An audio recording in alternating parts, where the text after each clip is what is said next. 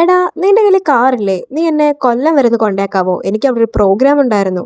ഇല്ലടാ, പറ്റത്തില്ല. എനിക്കിപ്പോ നിന്നോട് കൊല്ലം വരെ വരാനുള്ള സമയമൊന്നുമില്ല. പിന്നെ ഇത് നാളെ സബ്മിറ്റ് ചെയ്യേണ്ടതാ. നിന്റെ കൂടെ ഞാനിന്ന് കൊല്ലം വന്നിട്ടുണ്ടെങ്കിൽ ലേറ്റ് ആവും എത്താനായിട്ട്. പിന്നെ ഞാനിത് എഴുതി എപ്പോൾ സബ്മിറ്റ് ചെയ്യാനാ? സോ എനിക്ക് പറ്റത്തില്ല.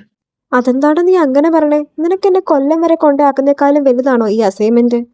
അങ്ങനെ ചോദിച്ചാ അതെ, എനിക്കിപ്പം എന്റെ അസൈൻമെന്റ് തന്നെ ഏറ്റവും വലുത്. കാരണം കഴിഞ്ഞ വട്ടം ഞാൻ റെക്കോർഡ് എഴുതി ഇവിടെ റൂമിൽ വെച്ചിട്ട് പോയിട്ട് നാട്ടിൽ പോയി കഴിഞ്ഞപ്പോൾ എനിക്ക് പനിയായി. എനിക്ക് തിരിച്ചു വന്ന് റെക്കോർഡ് സബ്മിറ്റ് ചെയ്യാൻ പറ്റില്ല.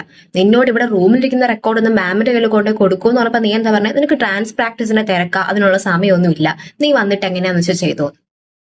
സോ ഇങ്ങോട്ടില്ലാത്ത സഹായമൊന്നും അങ്ങോട്ട് ഞാൻ തരാൻ ഉദ്ദേശിക്കുന്നില്ല. എടാ ഞാൻ നിനക്ക് പെട്രോൾ അടിച്ചു തരാം, ഫുഡും വാങ്ങിത്തരാം, നീ ഒന്ന് കൂടെ വന്നാ മതി. നീ ഓർക്കുന്നുണ്ടോന്ന് എനിക്ക് അറിഞ്ഞൂടാ. 2 മാസം മുന്നേ ആലപ്പുഴയിലും ഇതുപോലെ നിനക്കൊരു പ്രോഗ്രാം ഉണ്ടെന്ന് പറഞ്ഞിട്ട് ഞാൻ അന്ന് നിന്റെ കൂടെ വന്നേ. അന്ന് നീ എന്നോട് എന്തായെന്ന് പറഞ്ഞേ? എനിക്ക് പെട്രോൾ അടിച്ചു തരാം, ഫുൾ ചെലവ് നീ എടുത്തോളാം, ഫുഡ് വാങ്ങിത്തരാന്നൊക്കെ.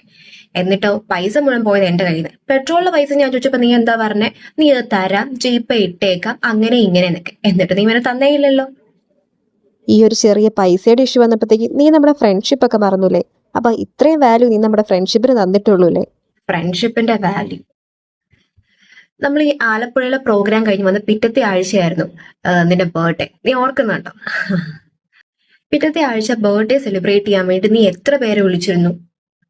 നിങ്ങൾ ആ സുവർണ ഹോട്ടലിൽ പോയിട്ട് ഗ്രാൻഡ് പാർട്ടി ഒക്കെ നടത്തിയത് ഞാൻ അറിഞ്ഞായിരുന്നു. അതിന്റെ സ്റ്റോറിയും സ്റ്റാറ്റസ് ഒക്കെ നീ എന്റെ കയ്യിൽ നിന്ന് ഹൈഡ് ചെയ്ത് വെച്ചാലും അവരിട്ടതെല്ലാം ഞാൻ കണ്ടിരുന്നു. നിനക്കൊരു ആവശ്യം വന്നപ്പം അവരാരും നിന്റെ കൂടെ ഇല്ലായിരുന്നു, ഞാൻ മാത്രം ഉണ്ടായിരുന്നുള്ളൂ. പക്ഷെ നിനക്കൊരു സന്തോഷം വന്നപ്പം അല്ലെങ്കിൽ നിന്റെ സെലിബ്രേഷൻ സമയത്തൊന്നും നീ എന്നെ കൂടെ കൂട്ടാറില്ല. ഇങ്ങോട്ടില്ലാത്ത പരിഗണന ഞാൻ എന്തിനാ അങ്ങോട്ട് തരുന്നത്?